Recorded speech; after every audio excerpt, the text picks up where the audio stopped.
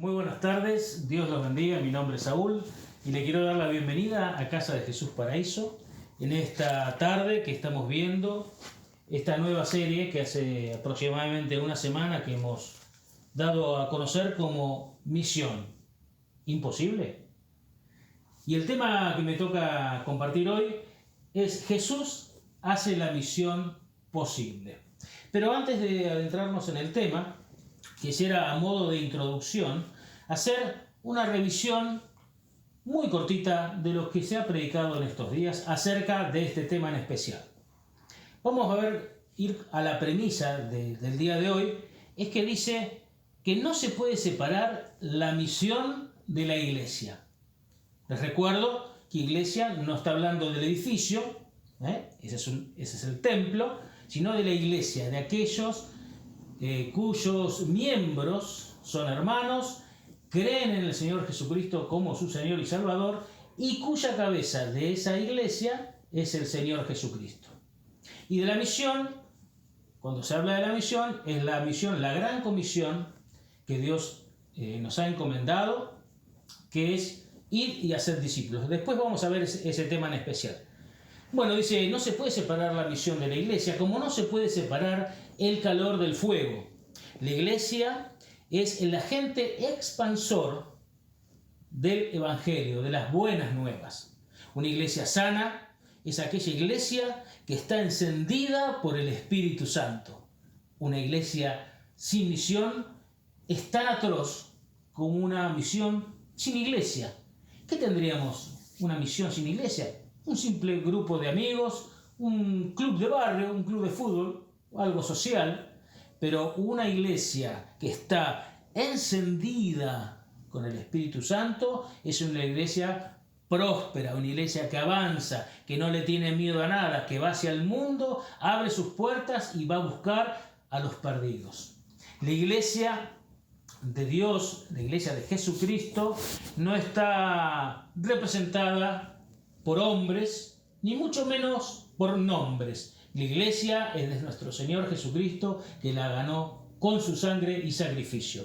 Tampoco podemos separar la misión de la iglesia, como no se puede separar el Espíritu Santo de la misión.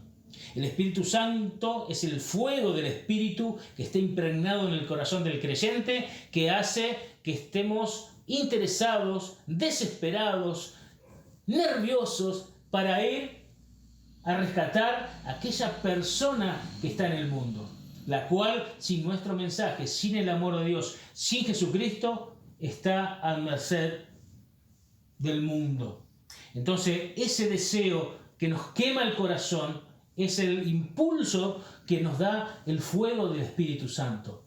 En Hechos, capítulo 1, versículo 8, vemos, dice, pero recibiréis poder cuando venga sobre vosotros el Espíritu Santo, y me seréis testigo en Jerusalén, en toda Judea, en Samaria y hasta lo último de la tierra. El Espíritu Santo es el poder que tiene el creyente. Son las herramientas que tiene la iglesia para poder llevar a cabo la misión de llevar la palabra a todo el mundo. También el fuego del Espíritu Santo nos impulsa a nosotros como iglesia el poder capacitarnos. La capacitación hace excelente el desarrollo de la misión que nos encomienda Dios. En Hechos 18:26 vamos a ver la historia de un señor Apolo que estaba en la región de Éfeso predicando en una sinagoga. Al verlo, Priscila y Aquila, que eran un matrimonio creyente, y esperando que termine de predicar, le expusieron con mayor precisión los caminos del Señor, porque este hombre, Apolo, si bien era un ferviente expositor de las Escrituras, tenía desconocimiento del Espíritu Santo, del nuevo nacimiento, y solamente predicaba lo que sabía.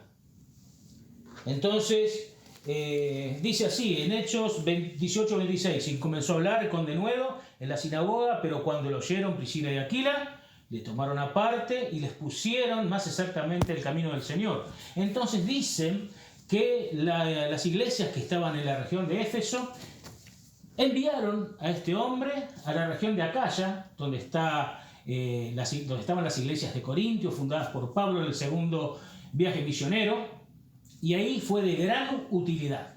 de gran utilidad. Por eso el Espíritu Santo nos lleva a capacitarnos. También en Hechos 2:42, en el nacimiento de la iglesia del primer siglo, dice que los apóstoles y los creyentes que estaban en ese tiempo, en el comienzo de la iglesia, dice que perseveraban en la doctrina de los apóstoles, en la comunión unos con otros, en el partimiento del pan y en las oraciones. Específicamente, en este tema, quiero hacerle ver que perseveraban en la doctrina de los apóstoles, en aquellas cosas que Jesús enseñó a sus discípulos y a sus apóstoles para que éstos compartieran a su vez con los hermanos. También tenemos que tener en cuenta que no se puede separar la misión de la iglesia como no se puede separar el llamado del enviado. Todo llamado tiene un propósito, siempre. Nadie llama a otro para nada. Y Dios en este caso tampoco es la excepción. Es más, podemos afirmar por las Escrituras y por lo que nos dice la palabra que Dios es el origen del llamado. Vamos a ver en el capítulo 17 de Juan, versículo 3, decía el Señor Jesucristo: y esta es la vida eterna, que te conozcan a ti, el único Dios verdadero, y a Jesucristo a quien has enviado. Dios envió con un propósito al Señor Jesucristo a esta tierra.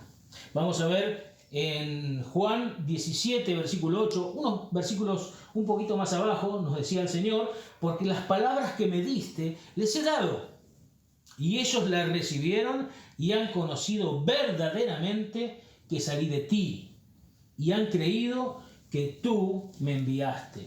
El Señor Jesucristo fue enviado por su Padre, por nuestro Padre, por Dios, a esta tierra con un propósito específico, a cumplir el propósito para el cual Dios envió a su Hijo Jesucristo, que es salvar al mundo. Pues de tal manera amó Dios al mundo que ha dado su Hijo unigénito para todo aquel que en Él cree, no se pierda, mas tenga vida eterna. En el cumplimiento de los tiempos, el Señor ha enviado a su Hijo. Él bajó en forma de hombre a la tierra y rescató a las personas, al mundo, de las tinieblas y las trasladó al reino de su amado Hijo.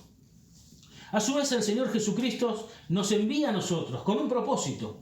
En Juan 17, versículo 18, vamos a ver cuál es ese propósito. Este es Juan 20, 21. En Juan 17, 18 dice: como tú me enviaste al mundo, decía Jesús, yo los he enviado al mundo. Y ahora sí, en Juan 20, 21 vemos: entonces Jesús les dijo otra vez: paz a vosotros. Como me envió el Padre, así también yo os envío. Todo tiene un propósito. Dios envió a Jesucristo. Jesucristo comisiona a la iglesia al cumplimiento de la gran comisión. También yo os envío. Y en estos dos versículos tenemos una palabrita en común, que es la palabra como, que en este caso no funciona aquí como un comparativo, sino tendría que leerse de la siguiente manera: en razón que tú me enviaste, yo los envío. Esa es el verdadero significado de ese versículo. La misión es sostenida por la iglesia, es llevada a cabo por la iglesia, y los frutos son recibidos y disfrutados por ella, pero en cumplimiento de la gran comisión, que lo vamos a recordar. Yo hablé de la gran comisión, pero se los quiero leer para recordarle. Está en Mateo capítulo 28, versículo 19. El Señor Jesucristo, un rato antes de ascender a los cielos, deja un mandato específico a la iglesia. Dice: por tanto, id y haced discípulos a todas las naciones, bautizándolos en el nombre del Padre, del Hijo y del Espíritu Santo, enseñándoles que guarden todas las cosas que os he mandado, y aquí yo estoy con vosotros todos los días hasta el fin del mundo. Gran comisión, gran confianza Dios tiene en nosotros, gran tarea tenemos que cumplir, pero esa tarea, esa misión, ¿es imposible? No, porque todas las cosas son posibles para Dios. Y si Dios te llamó, Dios sabe lo que tiene que hacer. Dios tiene ese propósito y no te llama por nada. Evidentemente hemos sido llamados y enviados a una gran tarea. Hay un versículo que a mí me gustó mucho esta semana, que es el siguiente. Está en el Antiguo Testamento, Habacuc, capítulo 2, versículo 14. Y dice así: porque la tierra será llena del conocimiento de la gloria de Jehová, como las aguas cubren el mar. Me encantó, es una profecía, es una declaración de lo que sucederá. Esto está en el corazón de Dios. Y fíjense qué hermosa figura, como las aguas cubren el mar. En la inmensidad de las aguas del mar, así será cubierta la tierra del conocimiento de la gloria de Jehová. Una gran promesa de la palabra de Dios. Contaba nuestro pastor Esteban que los ángeles anhelan tener esta misión de compartir la palabra, de compartir el evangelio, pero esa misión no le es dada por Dios. ¿Saben quién tiene ese privilegio? La iglesia. Y la iglesia somos nosotros. Todo lo que los ángeles anhelan lo tenemos nosotros, por gracia de Dios, porque Dios es un Dios amoroso que confía en nosotros. Él ve nuestro potencial. ¿Cuándo cumplís la misión?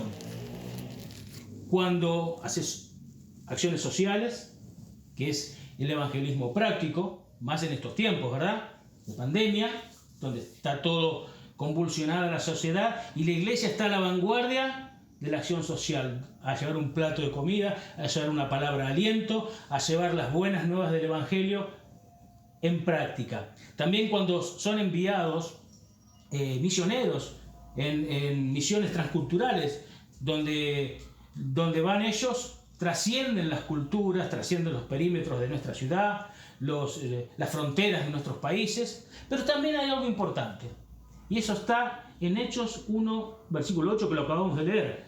Todo está también en tu entorno. Cuando yo conocí la palabra y hablaba de misiones, escuché de misiones, me imaginé ir a las naciones. Lo primero que uno piensa, ir a las naciones, algo tan romántico como ir a predicar la palabra, porque uno lee las escrituras, lee los viajes de Pablo, las misiones, pero muchas veces todo empieza por casa. Tu Jerusalén. ¿Y qué es tu Jerusalén? Tu familia, tu papá, tu hermano, tu mamá, tu esposa, tus primos, tus amigos, tus compañeros de trabajo, tus compañeros de colegio, de secundario, de universidad. Dios pone un emisario, un embajador allá en el lugar donde pisan tus pies, que sos vos, y que por afinidad, por relación interpersonal, sos el único que puede llegar hasta ese lugar. Y esa es tu misión, es la misión a la cual Dios nos ha enviado a cada uno de nosotros. Llevar la palabra hasta lo último de la tierra. Es hermoso, porque quizás para otra persona de otro lugar, tu sociedad, tu colegio, tu universidad, tu trabajo, tu casa, sea el fin del mundo. Pero para vos es tu Jerusalén. Hermoso. Ahora vamos a ver, entrando en la recta final, vamos a ir a Hebreos capítulo 3, versículo 1. Este es el texto central de la serie en el cual vamos a desarrollar todas las reflexiones y enseñanzas. Hebreos 3.1 nos dice así en la versión Reina Valera: por tanto, hermanos santos, participantes del llamamiento celestial, considerad al apóstol y sumo sacerdote de nuestra profesión, Cristo Jesús. Dice, está claro en quién poner las miradas, en quién poner nuestra atención y en quién sumergirnos para poder llevar a cabo la misión. Y acá hay algo muy interesante que les quiero leer en la versión traducción lenguaje actual, que dice así: hermanos, este es del capítulo 3, versículo 1, ¿no? Pero en otra versión más moderna. Hermanos, Dios los ha llamado a ustedes para que sean su pueblo elegido. Por eso, pónganse a pensar seriamente en quién es Jesús. Él es nuestro apóstol, y nuestro jefe de sacerdotes. Impresionante. Pónganse a pensar seriamente. Reflexionemos quién es Jesús. Dice Hebreos 11, dice que es el autor y consumador de la fe. Es el objeto de nuestra enseñanza, de nuestra vida, de nuestro entorno. Es todo nosotros. Fíjense, desde Apocalipsis 3.15, de Génesis 3.15 hasta Apocalipsis 22.21, el tema central es Jesucristo. Él es nuestro ejemplo. Y dice acá, en esta versión, pónganse a pensar seriamente en quién es Jesús. Y la versión de la Biblia de las Américas es hermoso. Fíjense, vamos a ver otro aspecto de ese versículo. Dice, hermanos santos, que gozan de una vocación sobrenatural, fíjense en Jesús, el apóstol y sumo sacerdote de nuestra fe. Hermosa declaración. Como vimos, esta definición tiene un profundo significado para nosotros, que somos llamados y enviados como iglesia. Como vimos, las versiones nuevas, las modernas, como la Biblia de las Américas y otras versiones, recogen y le dan importancia al artículo él, que solo aparece y se aplica en este pasaje una sola vez con respecto a Jesucristo. No se trata de un apóstol cualquiera, sino es el apóstol, el sumo sacerdote, el apóstol. Esta es la única versión en nuestro testamento, en este Nuevo Testamento, de que Jesús es llamado apóstol. La palabra apóstol es una palabra griega llamada apóstolos, es igual que la otra, pero con una S, apóstolos. ¿Qué significa apóstolos? Es un enviado, pero no es un mero enviado común, es un enviado, un embajador, un representante enviado con poderes especiales. Esta ilustración tiene una implicación directa sobre nuestro llamado enviado y nos debe dar aliento al momento de ejercer nuestra misión. Caray, si Dios envió a Jesucristo, el cual es el apóstol, el apóstolos, que es aquel enviado con poderes, y Jesucristo nos envía a nosotros, al mundo, como Dios lo mandó a él, imagínense la alegría, el gozo, el poder y la fuerza que tendríamos que tener, el entusiasmo por llevar la palabra de Dios a los perdidos. Ahí donde no hay luz, ir con la luz del Evangelio, con el amor de Dios, con la palabra de Dios, tenemos las de ganar. Dios es un Dios de maravillas y de poder, y Dios nos ha dado, aparte de su poder, aparte de su presencia, nos dio el Espíritu Santo, que nos da las armas para poder desarrollar esta misión tan hermosa. Dice así, esto nos debe dar aliento, porque como dice Juan 20:21, como Jesucristo decía, así como tú me enviaste, yo los envío. Por eso dice la Escritura, en 2 de Corintios, capítulo 5, versículo 17, les quiero regalar este versículo que a mí me apasiona, el contexto de este versículo me apasiona, que dice que primero en el 5:17 dice un versículo que siempre me gustó y que en este contexto es especial. 2 de Corintios 5 dice, de modo que si alguno está en Cristo, nueva criatura es. Las cosas viejas pasaron y aquí son todas hechas nuevas. Todo empieza con un nuevo nacimiento, decía el pastor Esteban. Y en el versículo 20 dice así, así que somos embajadores en nombre de Cristo, como si Dios rogase por medio de nosotros, os rogamos en nombre de Cristo, reconciliaos con Dios. Dice que todo esto, y los versículos anteriores dicen que todo esto proviene de Dios, el cual estaba en Cristo reconciliando consigo mismo al mundo, no tomándoles en cuenta a los hombres los pecados, y nos encargó a nosotros el ministerio de la reconciliación. Imagínense la confianza que nos tiene Dios. Dios ve tu potencial. ¿Vos ves el potencial de Dios? Dios cree en ti. ¿Vos crees en Dios? Desafiante, ¿verdad? Desafiante y apasionante. Para ir terminando, quiero comentarles un doble concepto de Jesucristo. Primero como apóstol y también como sumo sacerdote. Cuando Jesús es designado apóstol y sumo sacerdote de nuestra profesión, se lo señala como, primero, representante de Dios entre los hombres. Y segundo, representante de los hombres en la presencia de Dios. Hermoso. Primero es representante de Dios ante los hombres como apóstol, como enviado, como apóstolos. Y segundo, Él es nuestro sumo sacerdote que nos representa a nosotros ante la presencia de Dios. Una doble característica de su divinidad, de su función. Esto nos tiene que llenar de gozo, alegría y confianza sobre todo. Jesús hace nuestra misión que sea posible, porque no hay nada imposible para Dios. Dios cree en ti, tú crees en Él, Dios ve tu potencial. ¿Tú ves el potencial de Dios en vos? Y así comenzaremos a cumplir nuestra misión como iglesia. Esto es una tarea que no es fácil. E incluso, seguramente nos vamos a cansar, a desalentar por algunos momentos, pero tenemos que tener confianza porque Dios es fiel y a la larga cumple su palabra. Solo debemos ser testigos de la presencia, de la gloria y el accionar de Dios en nuestras vidas. Tan simple como eso. Si Jesús, siendo el apóstol y el Hijo de Dios, teniendo la autoridad que tiene al enviarnos a nosotros, en esos mismos términos tenemos la autoridad para hacerlo.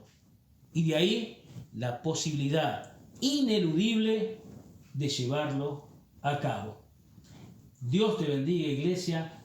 Quiero que en esta semana puedas pensar en estas palabras, reflexionar en esto que te estoy compartiendo y tomemos nuestra posición. Dios te bendiga, sos lo mejor para Dios y que tengas una excelente semana. Dios te bendiga.